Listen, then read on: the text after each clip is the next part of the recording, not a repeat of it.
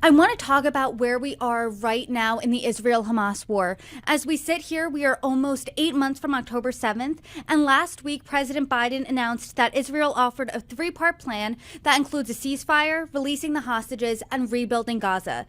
Can you talk about the moment that we're in right now? We're still in a very complicated moment.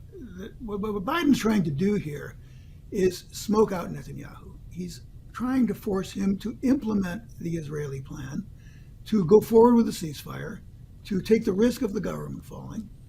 And that's a big risk. I don't think it's going to work, but we're still in a look. Netanyahu has said, and he said over the weekend after the president came out with his peace plan, that this won't go forward as long as Hamas is not fully destroyed. And what that meant, this won't go forward until Hamas is eradicated from Rafah.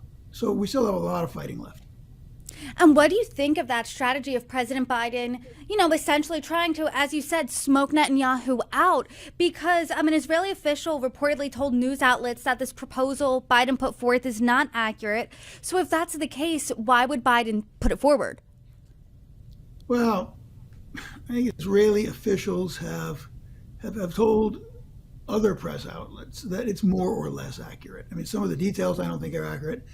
But I think what happened here is the Israeli war cabinet, Netanyahu, Defense Minister Gallant, and Mr.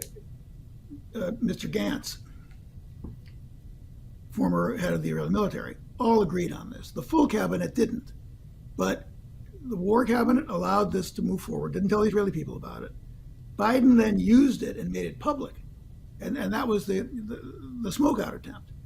But the flaw in the logic is that he's going to lose.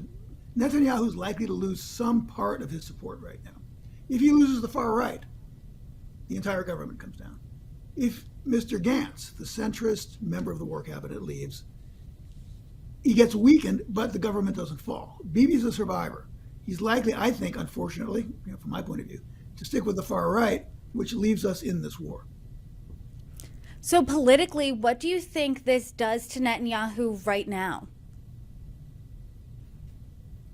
It makes him weaker. Bibi is the great ditherer, the great non-big decision maker man. He's known to be decisive and hardline, but throughout his rules, whether it's attack Iran, make other big, bold decisions, he doesn't really do it. He's very, very careful, very, very studied, very kind of chess-like in the way he makes decisions. I think right now his main calculation is, how do I get most of what I want politically, which is to take down Hamas and not face the music for the crimes that I may have committed, face legal trouble. I do that by doing nothing definitive. If I have to make a choice, sticking with the right so that my government doesn't fall. And that's the thin gray line of the many thin gray lines I can walk. That's the one that looks the best to me.